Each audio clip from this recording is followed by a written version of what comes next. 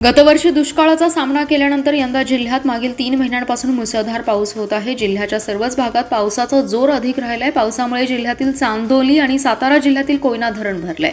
कोयनेत 104 TMC आणि तर चांदोलीत 33 TMC पाणीसाठा झालाय। दोन्ही धरणे 100% भरत आली आहेत। तसेच मध्यम प्रकल्पही 100% भरण्याच्या मार्गावर आहेत। यंदा पाणीच पाणी असून शेतीच्या सिंचनासह पिण्याच्या पाण्याचा प्रश्न मार्गी लागणार आहे। मागील 3 महिन्यात सतत पाऊस झाल्याने पाण्याचा प्रश्न निकाली लागलाय। पश्चिम भागात कोयना आणि चांदोली अशी प्रमुख धरणे आहेत। कोयना धरण क्षेत्रात झालेल्या मुसळधार पावसामुळे धरण भरण्याच्या मार्गावर आहे। धरणाची पाणी क्षमता 105 टीएमसी असून सध्या 104.28 टीएमसी पाणीसाठा आहे। तर धरण 99% भरले।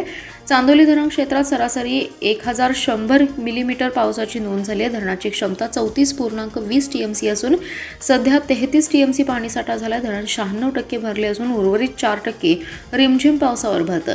या दोन्ही धरणात 139 टीएमसी पाणीसाठा होतो। यावर्षी दोन्ही धरण भरल्यातच जमायत। त्यातच पाऊस होत असल्याने धरणात आवक कायम आहे, पण पाणी पातळी नियंत्रित करण्यासाठी विसर्ग सुरू करण्यात आलाय।